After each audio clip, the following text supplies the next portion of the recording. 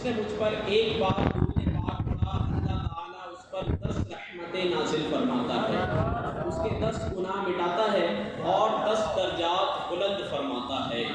صلو علی الحبیب صلی اللہ علی محمد وعلی آلہ واصحابہ وبارک وسلم۔ پیارے پیارے اسلامی بھائیوں، اللہ پاک کے آخری نبی صلی اللہ علیہ وسلم کا فرمان مبارک ہے، نیت المؤمن خیر من عملہ، یعنی مسلمان کی نیت اس کے عمل سے بہتر ہے۔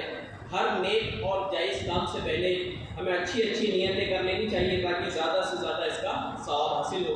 تو آپ یہ نیت کر لیجیے کہ اللہ پاک کی رضا پانے، ثواب آخرت کمانے، علم دین حاصل کرنے کی نیت سے اس حلقے میں اول تا آخر شرکت کریں گے۔ جو کچھ بھی سیکھیں گے سنیں گے انشاءاللہ اسے یاد رکھ کر اس پر عمل کرنے کی کوشش کرتے رہیں گے، اور موقع ملا یاد رہا تو نیکی کی دعوت کے ذریعے دوسروں تک بھی پہنچائیں گے۔ یہ کام غسل میت دینا مسلمانوں کی خیر خواہی یعنی مدد کا کام ہے، تو یہ نیت بھی آپ شامل حال کر سکتے ہیں کہ انشاءاللہ اس کام کو سیکھ کر مسلمانوں کی خیر خواہی کے جذبے کے ساتھ ان کے غسل میت اور کفن دفن میں شرکت کرنے کی سعادت حاصل کریں گے انشاءاللہ عز و جل۔ سب سے پہلے یہ بات کہ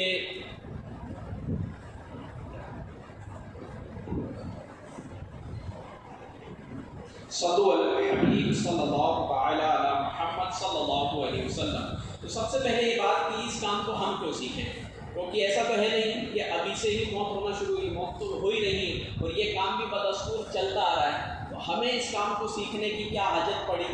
تو سب سے پہلی چیز کہ اللہ پاک کو راضی کرنے کے لیے اور ڈھیر سارا ثواب کمانے کے لیے ہم نے یہ کام کرنا ہے۔ حضرت سیدنا جابر رضی اللہ تعالیٰ عنہ سے روایت ہے کہ تاجدار رسالت شہنشاہ نبوت صلی اللہ علیہ وسلم نے فرمایا، جس نے کسی میت کو غسل دیا وہ اپنے گناہوں سے ایسا پاک و صاف ہو جائے گا جیسا اس دن تھا جس دن اس کی ماں نے اسے جنا تھا۔ تو اتنی پیاری فضیلت اور برکت والا یہ کام ہے، تو اس لیے ہمیں یہ کام سیکھ کر خود اپنے علاقے میں اسے کرنے کی کوشش کرنی چاہیے تاکہ ہم اس کے ذریعے سے اللہ کی رضا حاصل کر سکیں اور ڈھیر سارا ثواب کمانے میں کامیاب ہو سکیں۔ دوسری چیز کہ لا علمی کی وجہ سے جیسے جیسے ہم دور رسالت سے دور ہوتے جا رہے ہیں تو دیگر عبادات کے ساتھ ساتھ اس کام کے اندر بھی بہت ساری غیر شرعی باتیں شامل ہوتی جا رہی ہیں، کیونکہ یاد رکھیں یہ غسل میت، کفن پہنانا، یہ سارے کام ریتی رواج نہیں ہے، ہمارا رسم نہیں ہے، بلکہ یہ شریعت کا حکم ہے، تو ہمیں اسے اس طریقے سے کرنا پڑے گا جیسا شریعت نے ہمیں حکم دیا ہے۔ اس میں یہ بات نہیں چلے گی بھئی ہمارے یہاں تو یہ کام 25 سال سے چلا رہا ہے ہم تو اسے یوں ہی کریں گے، یہ بات نہیں چلے گی، کیونکہ جو حکم شریعت نے دیا ہے وہی ہمیں ماننا پڑے گا اور اس کے حساب سے یہ کام کرنا پڑے گا۔ تو سب سے پہلے غسل میت کا شرعی حکم آپ کو بتا دیتا ہوں۔ غسل میت کا شرعی حکم ہے فرض کفایہ۔ فرض کفایہ کی مختصر وضاحت بتا دیتا ہوں کہ فرض کفایہ ہم میں سے کسی ایک نے ادا کر لیا تو اس کی طرف سے ادا ہو گیا، اور اگر کسی نے ادا نہیں کیا تو جس تک خبر پہنچی تھی وہ سب گناہ گار ہوں گے۔ نارملی نماز جنازہ میں تو علماء اکرام ہمیں یہ مسئلہ سمجھاتے ہیں کہ نماز جنازے کی نماز جو ہے فرض کفایہ ہے، اس کے ساتھ ساتھ غسل میت، کفن پہنانا، دفنانا، یہ سارے کام بھی فرض کفایہ ہوتے ہیں۔ تو اب ہمیں اسے وہی انداز میں کرنا پڑے گا جیسا کہ ہمیں شریعت نے حکم دیا ہے۔ تو وقت مختصر ہے، سیدھے ہم ٹاپک پر آ جاتے ہیں اور دھیرے دھیرے کچھ انشاءاللہ سیکھنے کی سعادت حاصل کریں گے۔ سب سے پہلے وہ باتیں میں آپ کو عرض کر دوں جو ہمیں مرنے سے پہلے کرنے کی ہوتی ہے۔ ایک عظیم سنت ہوتی ہے جو مرنے سے پہلے ادا کریں گے تو انشاءاللہ اس سنت کی برکت سے بیڑا پار ہو جائے گا۔ اس کی فضیلت کیا ہے آئیے میں آپ کو پڑھ کے سناتا ہوں۔ پیارے آقا صلی اللہ علیہ وآلہ وسلم کا فرمان مبارک ہے، جس کا آخری کلام لا الہ الا اللہ ہو وہ جنت میں داخل ہوگا۔ آپ کی اور میری تھوڑی سی توجہ کسی کا بیڑا پار لگوا سکتی ہے، اور انشاءاللہ اس کے صدقے میں ہمیں بھی کوئی مرتے وقت کلمہ نصیب کروا دے گا، کلمہ پڑھوا دے گا۔ تو اب اس سنت کو ادا کیسے کرنا ہے وہ ہم سیکھ لیتے ہیں۔ اس کو کہتے ہیں تلقین کرنا۔ تو تلقین کرنے کا ایک اپنا الگ انداز ہے، اس کو کس طریقے سے ہمیں کرنا ہے یہ سمجھتے ہیں۔ تلقین کرنے کا طریقہ یہ ہے کہ جب جانکنی کا وقت ہو، یعنی کسی کا آخری وقت آ گیا ہو جسے نزا کا وقت کہتے ہیں، تو وہ وقت چل رہا ہو تو اس وقت اس کے پاس جا کر ہمیں کلمہ طیبہ یا کلمہ شہادت بلند آواز سے پڑھنا ہے۔ لیکن اس میں یہ چیز یاد رکھیں کہ اس کو پڑھنے کا حکم نہیں دینا، یہ ہم نے پڑھنا ہے بلند آواز سے۔ اس کو نہیں کہنا کہ بھائی آپ بھی کلمہ پڑھیں یا آپ میرے ساتھ کلمہ دہرائیں، اس کو نہیں کہنا ہے۔ یہ ہمیں اپنے طور پر بلند آواز سے اس کے پاس بار بار جو ہے کلمہ شریف دہراتے جانا ہے۔ جب وہ جو مرنے کے قریب ہے اپنی مرضی سے کلمہ پڑھ لے تو ہمیں تلقین، یعنی جو ہم کلمہ دہرا رہے تھے اب اس کو روک دینا ہے۔ اگر اس نے واپس پھر کوئی بات کی تو دوبارہ سے تلقین کریں، تاکہ فضیلت میں ہم نے سنا ہے کہ مرنے سے پہلے اس کا آخری کلام لا الہ الا اللہ ہو تو وہ انشاءاللہ جنت میں داخل ہوگا۔ تو اگر وہ واپس کچھ بات کر لے تو پھر سے تلقین کریں، یعنی پھر سے اس کے پاس کلمہ پڑھیں، اور وہ کلمہ جب خوشی خود پڑھ لے تو اس کے بعد تلقین موقوف کر دینی ہے، روک دینی۔ یہ تلقین کرنے کا انداز ہے۔ دوسری اب چند باتیں میں آپ کو بتاتا ہوں جو مرنے کے فوراً بعد کرنے کی ہوتی ہے۔ آپ میں سے بہت سارے بڑی عمر کے بھی ہیں جنہوں نے بہت سارے جنازے دیکھے ہوں گے، تو آپ نے دیکھا ہوگا کہ بسا اوقات میت کا منہ کھلا رہ جاتا ہے، میت کی آنکھیں کھلی رہ جاتی ہیں۔ تو اس کی کیا وجہ ہوتی ہے کہ یہ جو چند کام ہوتے ہیں یہ ہاتھوں ہاتھ کرنے کے ہوتے ہیں، آپ نے اس وقت نہیں کیے تو پھر ان کاموں کا کوئی فائدہ نہیں ہوگا۔ تو جیسے ہی موت ہو جائے، روح نکل جائے، تو سب سے پہلا کام کرنے کا ہوتا ہے کہ آہستہ سے اس کی آنکھیں بند کر دی جائیں، اور زہ نصیب اگر ہمیں دعا یاد ہو تو دعا بھی پڑھ لیں، بسم اللہ و باللہ و علی ملت رسول اللہ، یہ دعا ہے۔ اللہ نصیب کرے کہ دعا پڑھ کے جو ہے آنکھیں بند کریں، دعا نہیں آتی ہے تو ویسے ہی آپ اس کی آہستہ سے آنکھیں بند کر دیں۔ اس کے بعد کوئی رومال یا کپڑا وغیرہ لے کے جبڑے کے نیچے سے لے جا کر اوپر باندھ دیں تاکہ اس کا منہ کھلا نہ رہے۔ اسی وجہ سے منہ کھلا رہتا ہے کیونکہ سائنسی حساب سے جیسے ہی موت واقع ہو جاتی ہے کچھ دیر کے بعد جو ہے انسان کا جسم اکڑ جاتا ہے، ٹھنڈا پڑ جاتا ہے، اس کے بعد پھر اس میں کوئی چینج نہیں ہو سکتا، کوئی بدلاؤ نہیں ہو سکتا۔ تو جو کچھ کرنا ہے اسی وقت کرنا ہوگا۔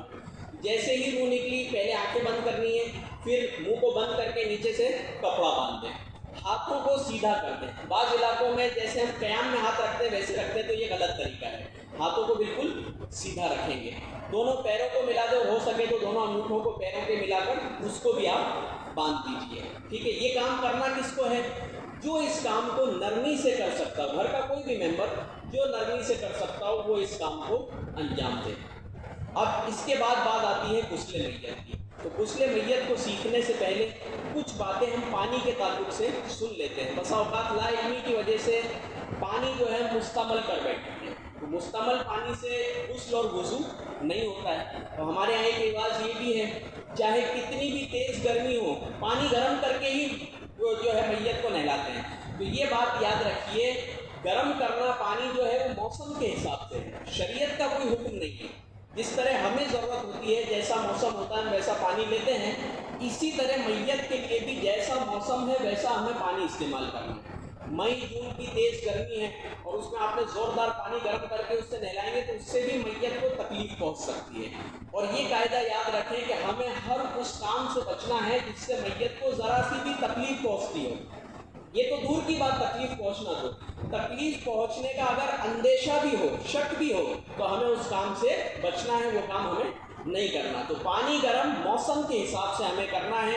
اگر موسم ایسا ہے کہ ٹھنڈی بھی ہے گرمی بھی ہے تو ہلکا سا پانی گرم کر لیں، جسے ہم عام بھاشا میں کہتے ہیں 9 کوسا کرنا، ویسا کر لیں، بہت زیادہ گرم کرنے کی حاجت نہیں ہے۔ دوسری چیز جو میں نے آپ کو مستقبل پانی کے تعلق سے بتائی کہ جب پانی وغیرہ چیک کریں یا تپیلے وغیرہ کے اندر ڈالیں تو اس کے اندر ایک چیز کا خیال رکھنا ہے کہ کوئی بھی شخص جس کا وضو نہ ہو اور اس نے ہاتھ نہ دھوئے اندر ہاتھ نہ ڈالے۔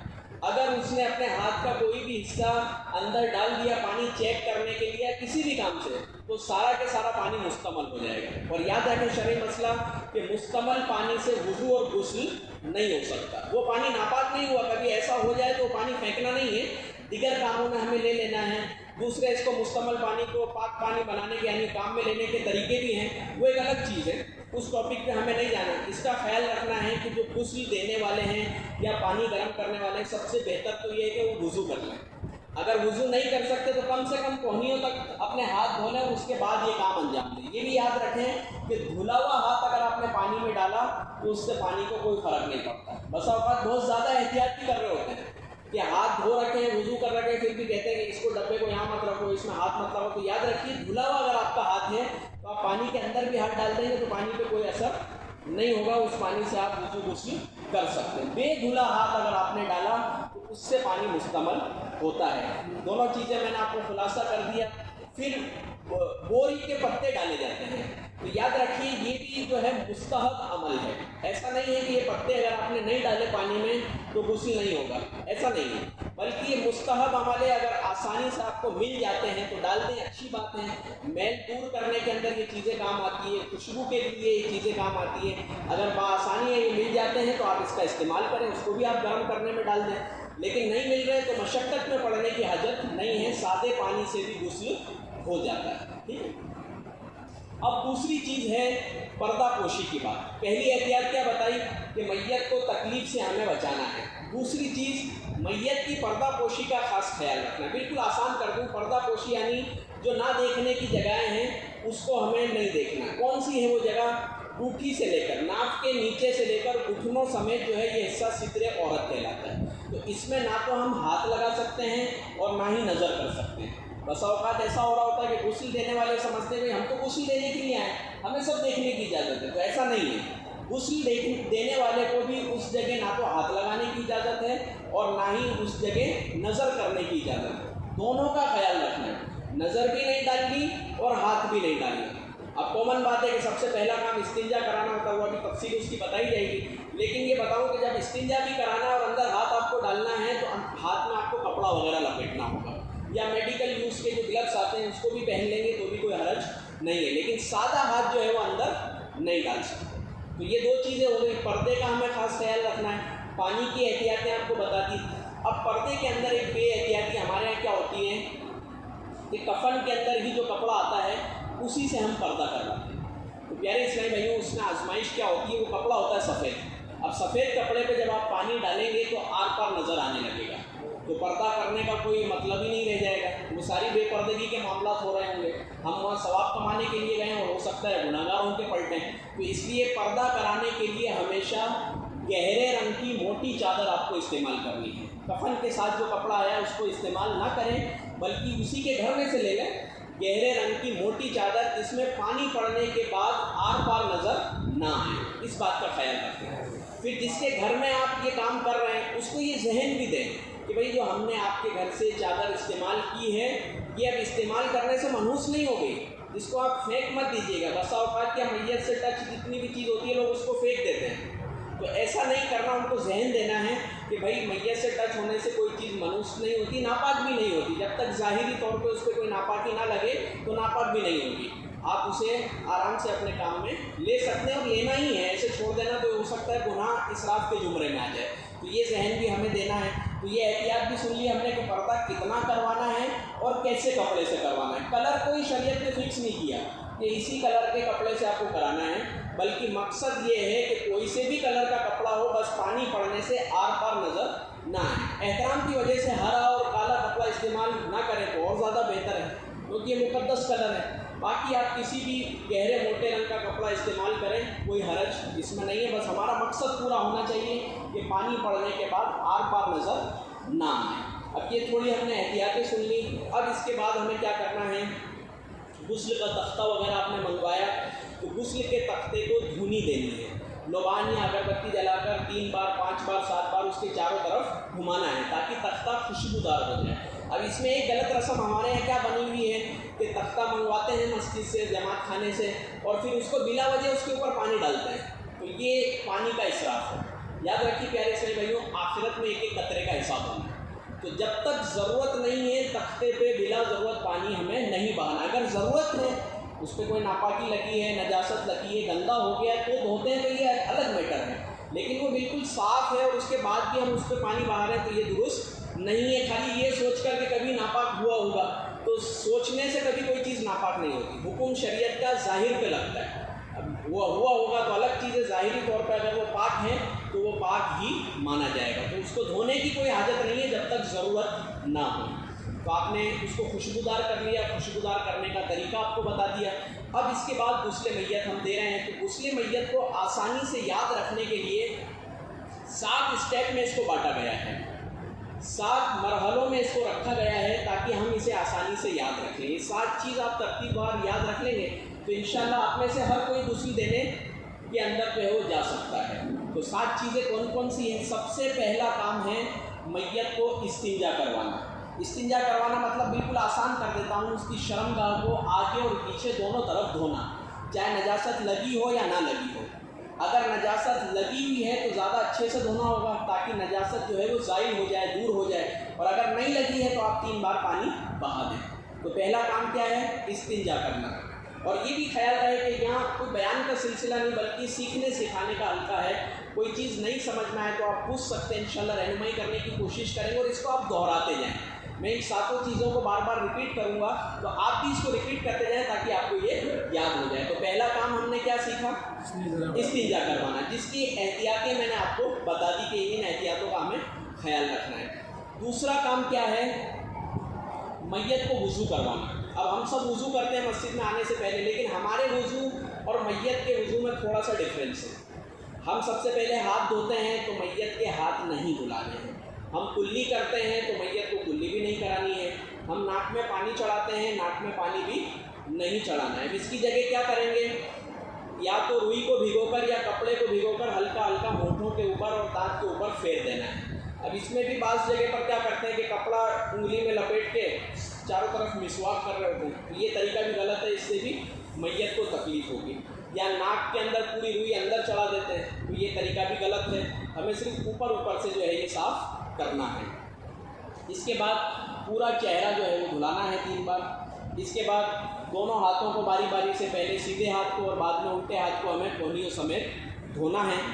پھر پورے سر کا مسح کروانا ہے. پورے سر کا مسح کرانے کا طریقہ بس آپ پورا ہاتھ پھیر دیں کہ پورے سر کا مسح ہو گیا. پھر دونوں پیروں کو باری باری سے پہلے سیدھے پیر کو اور بعد میں الٹے پیر کو ہمیں دھونا ہے. یہ وضو ہو گیا میت کا. اب 2 کام ہم نے سیکھ لیے. پہلا کام کیا تھا؟ استنجا کروانا. دوسرا کام کیا؟ وضو کروانا. اب تیسرا کام کیا ہے؟ اگر میت کی داڑھی اور سر کے بال ہوں تو اس کو دھونا ہے. ہو تو دھونا ہے, نہیں ہو تو نہیں دھونا ہے. اب ہو تو اس کے اندر یہ اس بات کا خیال رکھنا ہے کہ ضرورتاً اس میں صابن اور شیمپو بھی آپ استعمال کر سکتے ہیں, لیکن ضرورتاً. اب اس میں بھی ہمارے یہاں ایک کیا رسم بنی ہوئی ہے کہ کفن کے کٹ کے ساتھ میں ایک صابن آتا ہے. ہم کیا کرتے ہیں؟ پورے اس صابن کو بھگا دیتے ہیں, تھوڑا سا کام میں آتا ہے اور باقی جو ہے وہ ہم پھینک دیتے ہیں, ویسٹ کر دیتے ہیں. تو ایسا نہیں کرنا, بلکہ جتنا آپ کو کام میں آنا ہے اتنا اس میں سے کٹ کر لیجیے اور اتنا ہی صابن کام میں لیں جتنی آپ کو حاجت ہے. باقی دیگر کاموں میں آپ لے لیں. پورا صابن بھگائیں گے تو ایک بار نہانے میں ہمیں اور آپ کو بھی پورے صابن کی حاجت نہیں ہوتی.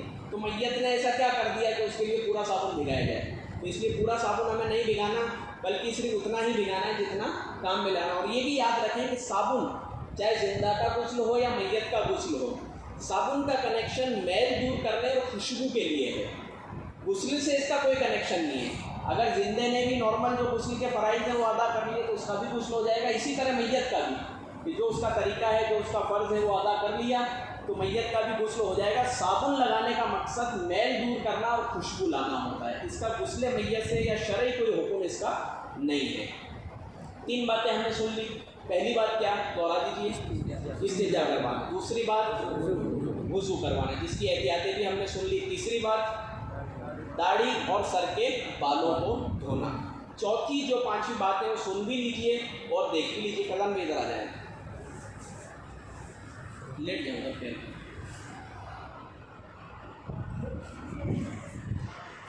چوتھا جو کام کرنا ہے وہ میت کو الٹی کروٹ پر لیٹا کر سیدھی کروٹ پر پانی بہانا ہے. تو اب ان کا الٹا ہاتھ کون سا ہے؟ یہ والا ان کا الٹا ہاتھ ہے. تو ان کو اس طرف لیٹانا ہے اور یہاں سے اوپر سے لے کر نیچے تک آگے پیچھے چاروں طرف جو ہے وہ پانی بہانا ہے. یہ چوتھا کام تھا کہ الٹی کروٹ پر لیٹایا اور سیدھی کروٹ پر چاروں طرف پانی بہا دیا. اس میں پردے کا بھی خاص خیال رکھنا ہے کہ جب آپ اٹھا رہے ہیں تو پیچھے سے بے پردگی نہ ہو, میت کو تکلیف نہ ہو, اس کا بھی خیال رکھنا ہے. دونوں باتوں کا خیال رکھنا ہے. میت کو تکلیف نہ ہو اس کا بھی پورا خیال رکھیں گے اور پیچھے سے آگے سے کسی بھی طرف سے بے پردگی نہ ہو اس کا بھی پورا ہمیں خیال رکھنا ہے. تو یہ 4 کام ہو گئے. 5واں کام جسٹ اس کا الٹا ہے. اب اس کروٹ پر لے کر یعنی سیدھی کروٹ پر لے کر الٹے بھاگ پر پانی ہمیں پورا بہا دینا ہے. یہ 5 کام ہو گئے. 6واں کام ہے میت کو دوبارہ سے استنجا کروانا. اس کا کیا طریقہ ہے وہ بھی دیکھ لیجیے, کیونکہ اس میں بہت ساری بے احتیاطیاں ہوتی ہیں. ہلکا سا میت کو اتنا اٹھانا ہے. اب بعض جگہ کیا پورا اٹھا کے بٹھا دیتے ہیں یا 7 چکر لگواتے ہیں, تو یہ سب غلط طریقے ہیں. بس اتنا اٹھانا ہے اور میت کے پیٹ کے نچلے حصے پر ہاتھ پھیرنا ہے آہستہ سے. بعض جگہ زور زور سے پیٹ کو دباتے ہیں, یہ دبانے سے بھی میت کو تکلیف ہوگی.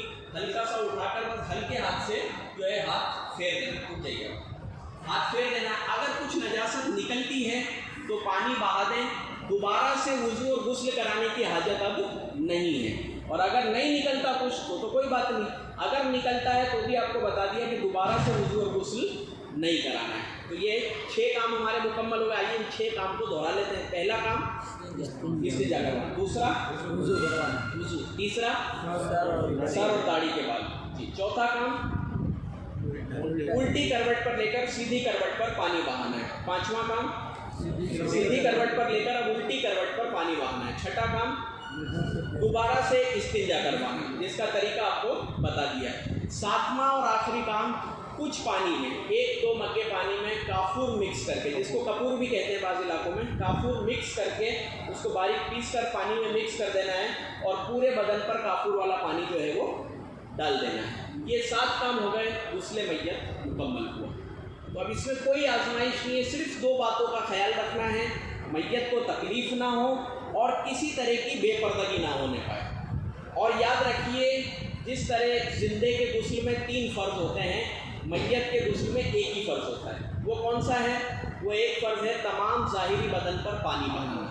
ایک بار پانی بہانا فرض ہے اور 3 مرتبہ پانی بہانا سنت ہے۔ یہ آپ نے ادا کر لیا، بآسانی جو ہے آپ غسل میت دینے میں کامیاب ہو جائیں گے الحمدللہ۔ عاشقان رسول کی دینی تحریک دعوت اسلامی کا ایک شعبہ، ایک ڈپارٹمنٹ مجلس کفن دفن ہے، جس کا کام یہی ہے علاقے میں جا کر، ہر محلے ہر مسجد میں جا کر لوگوں کو اس کا طریقہ سمجھانا، تاکہ یہ کام شریعت اور سنت کے مطابق ہو سکے۔ ہمارے بھاؤ نگر شہر میں بھی اس کی مجلس بنی ہوئی ہے، یعنی کمیٹی بنی ہوئی ہے۔ آپ کے علاقے میں پروگرام ہوا، اس کا مقصد یہی ہے کہ اس علاقے میں رہنے والے لوگ اسے سیکھ جائیں اور اپنے علاقے میں کام کریں، کیونکہ مجلس کا اسٹرکچر ہم نے انتظام اس طریقے کا رکھا ہے کہ کسی کو آزمائش بھی نہیں۔ ایسا نہیں کہ آپ نے سیکھ لیا تو اب پورے بھاؤ نگر میں آپ کو ہی غسل دینا ہے، ایسا نہیں ہے۔ آپ کو صرف آپ کے ایریے کے اندر دینا ہے تاکہ آپ آسانی سے پہنچ سکیں، کیونکہ ہو سکتا ہے بھاؤ نگر شہر کی بات کریں تو روز 1-2 موت ہوتی ہوگی، لیکن ہم اپنے محلے کی بات کریں تو مہینے 2 مہینے میں 1 موت ہوتی ہوگی، تو ہم اپنے محلے میں بآسانی سے کام کر سکتے ہیں۔ تو اس لیے ہم محلہ محلہ جا کر سکھانے کی کوشش کرتے ہیں۔ ابھی ایک مرحلہ باقی ہے کہ کفن کس طریقے سے کاٹ کر پہنانا ہے، وہ بھی آپ کو میں بتاتا ہوں۔ تو آپ میں سے بھی جو اسلامی بھائی اس مجلس کا حصہ بننا چاہتا ہو، جو یہ ڈھیر سارا ثواب کمانا چاہتا ہو، ہمارے جو ذمہ دار یہاں کے اسلامی بھائی ہیں، فیضان بھائی ہیں، آپ ان سے رابطہ فرمائیں، اپنا نام نمبر لکھوا دیں تاکہ آپ کی مزید تربیت کی جا سکے۔ اور پھر اس کے بعد ایسا نہیں کہ سیکھنے کے بعد آپ کو اکیلے جانا ہے، اس کے بعد بھی ذمہ دار اسلامی بھائی کہیں جائیں گے تو آپ کو ساتھ لے کے جائیں گے، تاکہ ایک بار آپ ساری چیز جو آپ نے سنی ہے وہ پریکٹیکل دیکھ بھی لیں، تاکہ اور اچھے سے ہمارے ذہن میں بیٹھ جائے اور پھر ہم اکیلے دینے والے بن جائیں اور ڈھیر سارا ثواب کمانے والے بن جائیں۔ دوسری اس کے ذریعے ہیں یاد رکھنے کے لیے کہ الحمدللہ ہائی ٹیک زمانہ ہے، تو دعوت اسلامی نے اس کی اپلیکیشن بھی بنائی ہے مسلم فیونرل کر کے، تو اس کو بھی آپ پلے اسٹور سے ڈاؤن لوڈ کر سکتے ہیں، جس کے اندر کتابیں بھی موجود ہیں اور کارڈ بھی موجود ہے اس کا مختصر۔ یہ ساری باتیں اگر ابھی آپ کو غسل میت کے لیے جانا ہے یاد نہیں رہی تو اس میں سے دیکھ کے آپ اس کو ریپیٹ کر سکتے ہیں، اور چھوٹے چھوٹے اینیمیشن ویڈیو بھی ہیں اس میں، جس کو آپ دیکھیں گے 1-2 منٹ کے، تو ساری چیزیں آپ کو یاد ہو جائے گی اور آپ جو ہے اکیلے غسل میت دینے میں انشاءاللہ کامیاب ہو جائیں گے۔ دوسری چیز جو ہے وہ کفن کے تعلق سے عرض کرتا ہوں۔ کفن جو ہے وہ سنت کفن مرد کے لیے، ہمیں مرد کو ہی کفن دینا ہے، اس لیے اس کے تعلق سے آپ کو بات بتا رہا ہوں کہ مرد کے لیے سنت کفن میں 3 کپڑے ہوتے ہیں۔ کتنے؟ 3 کپڑے۔ اب تینوں کے نام بعض علاقوں میں الگ الگ بولے جاتے ہیں، جو مشہور نام ہے وہ میں آپ کو عرض کر دیتا ہوں۔ وہ نام میں کچھ نہیں ہے، مین اس کے سائز میں ہے، اس کا سائز ہمیں یاد رکھنا ہے، وہ ضروری ہے۔ ہمارے یہاں کیا رواج ہوتا ہے کہ ہم ریڈی میڈ کفن منگواتے ہیں، اب میرے جیسی باڈی والا ہو، فیضان بھائی جیسا ہو، اس کے لیے بھی ویسا ہی کفن، اب ان کے لیے بھی ویسا ہی کفن، ان کے لیے بھی ویسا ہی کفن، تو اب سب باڈی میں سب الگ الگ ہیں، تو سب کو ایک جیسا کفن کیسے جو ہے وہ سنت کے مطابق ہوگا، کیونکہ سب کا الگ الگ ہے جسم کا معاملہ، تو اس لیے اس کا سائز یاد رکھنا ضروری ہے۔ اور کفن کمیٹی یا نعت برادری جو بھی کفن دیتی ہوں ان کو چاہیے کہ وہ کپڑا منگا کر رکھیں اور حسب ضرورت جب بھی آپ کو ضرورت ہو کفن کو کاٹ لیں، کیونکہ کفن کاٹنا آسان ہے، ہمارے کرتے اور شرٹ بنانا مشکل کام ہے، یہ ایک آرٹ کا کام ہے، یہ ہر کوئی نہیں کر سکتا، لیکن کینچی مارنا اگر آپ کو سائز یاد ہو تو یہ ہر کوئی کر سکتا ہے، تو بآسانی ہم اس کام کو سنت کے مطابق کر سکتے ہیں۔ بس اس کے میں خاص کیا ہے، اس میں سائز اس کا یاد رکھنا۔ تو 3 کپڑے ہیں۔ پہلا کپڑا ہے لفافہ، اس کا سائز ہے یہ میت کے قد سے، میت کی لمبائی سے دونوں طرف اتنا بڑا ہو کہ آسانی سے اس کو باندھ سکے۔ اب اس میں 4 فٹ 6 فٹ والا کوئی حساب نہیں ہے، جیسا میت کا قد ہے اتنا بڑا لفافہ ہونا چاہیے۔ میت کا قد ہے جتنا، اس سے دونوں طرف اتنا بڑا کہ اس کو آپ باندھ سکیں۔ دوسری چیز ہے ایجار، جس کو بعض علاقوں میں تیبن بھی کہتے ہیں، پاجامہ بھی کہتے ہیں، تو وہ جو بھی کہیں آپ، لیکن اس کا سائز ہمیں یاد رکھنا ہے۔ ایجار کا سائز کتنا ہے؟ سر سے لے کے پاؤں تک، یعنی جتنا میت کا قد ہے اتنا ہی ایجار ہونا چاہیے۔ اس کو یوں بھی یاد رکھ سکتے ہیں کہ جو اس میں آپ نے ایکسٹرا چھوڑا تھا باندھنے کے لیے، اس میں نہیں چھوڑنا، اس میں بالکل میت کے سائز کے برابر اس کو رکھنا ہے۔ یہ 2 کپڑے ہو گئے۔ تیسرا کپڑا ہے قمیص یعنی کرتا، جس کو جبہ بھی کہتے ہیں بعض علاقوں میں، تو وہ کتنا ہوگا؟ گردن سے لے کر گھٹنوں کے نیچے تک، اور یہ آگے پیچھے دونوں طرف ڈبل میں ہوگا، جتنا آگے سے ہوگا گھٹنے کے نیچے اتنا ہی پیچھے سے بھی ہوگا۔ ایسا نہیں کہ آگے سے تو گھٹنے کے نیچے تک ہے اور پیچھے سے کمر تک ہی ہے، تو یہ درست نہیں ہے۔ آگے سے بھی گھٹنوں کے نیچے تک اور پیچھے سے بھی گھٹنوں کے نیچے تک وہ ہونا چاہیے۔ تو یہ 3 کپڑے ہیں، اس کو سنت کے مطابق ہمیں سائز کاٹیں گے تو انشاءاللہ اس کی برکتیں بھی ملے گی۔ اب اس کو پہنانا کیسے ہے؟ نارملی یہی کہتے ہیں کفن پہنانا، حالانکہ کفن پہنایا نہیں جاتا بلکہ بچھاتے ہیں اور اس کے اوپر میت کو رکھنا ہوتا ہے۔ وہ طریقہ کیا ہے بتا دوں تو ہماری دہرائی بھی ہو جائے گی طریقے میں انشاءاللہ۔ ہمارے کفن کا سب سے بڑا کپڑا کون سا ہے؟ آپ ہی بتا دیں، سب سے بڑا کون سا ہے؟ لفافہ۔ تو سب سے پہلے لفافے کو بچھا دینا، جو کپڑا سب سے بڑا ہے اس کو سب سے پہلے بچھائیں گے۔ اب دوسرے نمبر پہ کون سا بڑا ہے؟ تیبن، یعنی ازار، تیبن، پاجامہ جو بھی کہیں، اب اس کو بچھا دینا ہے۔ تیسرا کون سا کپڑا بچا؟ قمیص۔ تو قمیص کو بچھانے کا طریقہ کیا ہے کہ اس کو فولڈ کرنا ہوگا۔ مختصر میں آپ کو بتا دوں کس طریقے سے، جیسے مثال کے طور پہ یہ قمیض ہے تو اس کو اس طریقے سے فولڈ کر لینا ہے، اور اس میں جو کٹ لگائیں گے نا یہ یوں لگانا ہے، جیسے ہمارے شرٹ اور کرتے میں بٹن جو ہے سامنے کی طرف ہوتے ہیں، تو اس میں سامنے کی طرف یہ سیدھا کٹ نہیں لگانا ہے بلکہ آڑا کٹ لگائیں گے۔ کتنا بڑا لگائیں گے کہ گردن اس کی آسانی سے نکل جائے، بس یہ اس کا طریقہ ہے کہ بیچ میں سے لگانا ہے، تھوڑا اس سائڈ کاٹ لیں اور تھوڑا اس سائڈ کاٹ لیں، بس لمبا نہیں کاٹنا ہے، آڑا کاٹنا ہے۔ تو اس طریقے سے کاٹ کے ہم اس کی گردن نکالیں گے، اور اس کو بچھانے کا طریقہ یہ ہوتا ہے کہ لفافے اور ازار کے اوپر بچھایا اور اس کا ایک حصہ جو ہے ہمیں فولڈ کر لینا ہے، اور دوسرے حصے پر میت کو رکھا جائے گا، اور پھر اس کے بعد یہ جو دوسرا حصہ تھا جو آپ نے فولڈ کیا تھا اس کو اس کی گردن میں سے نکال کے اوپر کی طرف لے آئیں گے۔ اور یاد رکھیے جو آپ نے پردے کے لیے کپڑا لیا تھا اب اس کو ہٹانا ہے، جب تک یہ قمیض ہم اسے پہنا نہ دیں، جس کپڑے سے ہم نے اسے پردہ کیا تھا وہ لگائے رکھنا ہے، کیونکہ غسل کے بعد بھی ہمیں دیکھنے کی تو اجازت نہیں ہے۔ کپڑا بدل ضرور سکتے ہیں، اگر وہ زیادہ گیلا ہو گیا، آپ کو لگتا ہے اس سے کفن گیلا ہو جائے گا تو آپ چینج کر لیں، لیکن وہ جب تک وہ پردہ اس کا برابر رہے گا جب تک جو اب ہم اسے یہ قمیض نہ پہنا دیں۔ قمیض پہنانے کے بعد کیا کرنا ہے؟ بند کرنے کا طریقہ مختصر 2 منٹ ہے، اس لیے ابھی پورا ہو جائے گا۔ اس کو سب سے پہلے الٹی سائڈ سے بند کرنا ہے۔ اب نارملی ہماری کیا عادت ہوتی ہے، نیک جائز کام ہم سیدھی طرف سے کرتے ہیں، لیکن یہ الٹا ہے، پہلے الٹی طرف سے بند کریں گے اور بعد میں سیدھی طرف سے بند کریں گے، جیسے نماز کے اندر ہوتا ہے کہ الٹا ہاتھ نیچے اور سیدھا ہاتھ اوپر۔ یہ میتھڈ ہمیں یاد رکھنا ہے، تو انشاءاللہ ہم آسانی سے کر لیں گے کہ الٹا کپڑا ایجار کا حصہ پہلے بند کرنا اور سیدھا حصہ بعد میں بند کریں گے۔ پھر اسی طرح لفافے کو پہلے الٹا حصہ اور بعد میں سیدھا حصہ اس کا بند کرنا ہے، پھر دونوں طرف اوپر نیچے جو ہے وہ باندھ دینا ہے، ضرورت ہو تو بیچ میں سے بھی باندھ دیں، اٹھانے کے لیے بھی رکھتے ہیں تو اس میں بھی کوئی حرج نہیں ہو، آپ رکھ سکتے ہیں۔ تو یہ مختصر طریقہ ہے، مزید اس کی تفصیل جاننے کے لیے میں نے بتایا اپلیکیشن کا بھی آپ سامنا لے سکتے ہیں، اور دعوت اسلامی کے مکتبۃ المدینہ نے اس کی کتاب بھی چھاپی ہے، جس کو آپ دعوت اسلامی کی ویب سائٹ سے ڈاؤن لوڈ بھی کر سکتے ہیں فری میں، اور مکتبۃ المدینہ سے خرید بھی سکتے ہیں۔ یہ دیکھیے کتاب کا فرنٹ پیج ہے، تجہیز و تکفین کا طریقہ۔ اس میں اور اس سے جڑے ہوئے بہت سارے مسائل جو ہیں وہ لکھے ہوئے ہیں، تقریباً 400 پیج کی یہ کتاب ہے، اور ہندی اور گجراتی کے اندر بھی ہے، ہماری نارمل لینگویج گجراتی کے اندر بھی یہ کتاب ہے۔ تو اور جو مزید ہمیں چیزیں سیکھنی ہے اس کتاب کے ذریعے مبلغین کے ساتھ جا کر ہم سیکھ سکتے ہیں، اور اس کام کو کرنے والے بن جائیں گے تو انشاءاللہ اس کی برکتیں ہمیں ملے گی۔ تو آپ کی اس علاقے میں اس مجلس کا حصہ بننے کے لیے جو آپ میں سے بخوشی تیار ہوں وہ اپنا نام لکھا دیں ہمارے فیضان بھائی کو، تاکہ یہ آپ سے رابطہ کر سکیں، اور مزید جب کبھی جانا ہو تو آپ کو ساتھ لے جائیں، اور پھر انشاءاللہ ہم دعا کر کے اس حلقے کو مکمل کرتے ہیں۔ تو آپ نے جو بھی بخوشی نام لکھانا چاہے ہمارے